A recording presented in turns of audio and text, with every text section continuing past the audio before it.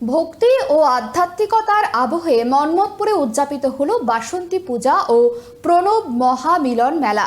131টি মঙ্গল প্রদীপ প্রজ্বলন থেকে শুরু করে পড়ুয়াদের হাতে বাবা মায়ের পূজা।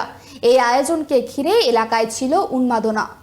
মন্মথপুর এখন ভক্তি ও আধ্যাত্মিকতার জোয়ারে ভাসছে। ভারত সেবাশ্রম সংঘের গ্রামীণ সেবা কেন্দ্র মন্মথপুর প্রণব মন্দিরের উদ্যোগে এবছর অত্যন্ত সাড়ম্বরে পালন করা হলো বাসন্তী মাতার আরাধনা। এই পুজো উপলক্ষে আয়োজিত 6 দিন ব্যাপী শ্রী শ্রী প্রণব মহামিলন মেলা এবছর নবম বর্ষে পদার্পণ করলো। একই সঙ্গে সংঘের প্রতিষ্ঠাতা স্বামী প্রণবানন্দজি মহারাজের 131তম শুভ আবির্ভাব বর্ষকে স্মরণীয় করে রাখতে মেলা প্রাঙ্গণে ছিল বিশেষ আয়োজন। উৎসবের সূচনা হয় এক অনন্য আধ্যাত্মিক আবহে। 131টি মঙ্গল প্রদীপ প্রজ্বলনের মাধ্যমে মাতৃমূর্তি উন্মোচন করা হয়। মেলার উদ্বোধনী অনুষ্ঠানে সন্ন্যাসী ও সমাজের বিভিন্ন স্তরের বিশিষ্ট গুণীজনরা উপস্থিত থেকে এই আয়োজনের ভূয়সী প্রশংসা করেন। মায়েদের লক্ষ্মী চরিত্র পাঠ থেকে শুরু করে শঙ্খধ্বনি প্রতিযোগিতা, রামায়ণ মহাভারত বিষয়ক কুইজ এবং স্বামী প্রণবানন্দজি ও গঙ্গাসাগর কেন্দ্রিক প্রশ্নোত্তর পর্ব প্রতিটি বিভাগেই ছিল উপচে পড়া ভিড়। প্রতিদিন সন্ধ্যায় যাত্রাপালা ও লোকজ সাংস্কৃতিক অনুষ্ঠান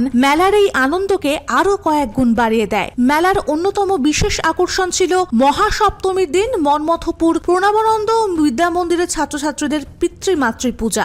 131 জন তাদের বাবা মায়ের পূজা করে বর্তমান সমাজে এক বিরল মানবিক ও নৈতিক দৃষ্টান্ত স্থাপন করে। মহাষ্টমীর পবিত্র ক্ষণে 131 জন মায়ের অংশগ্রহণে অন্নপূর্ণা পূজা, কুমারী পূজা ও সন্ধি পূজা সুসম্পন্ন করা হয়। মহানবমীতেও ত্রেতা যুগের স্মৃতি উস্কে দিয়ে 131 জন শিশু শ্রী রামচন্দ্রের পুজোয় সামিল হন। Bureau report, KTV Bangla.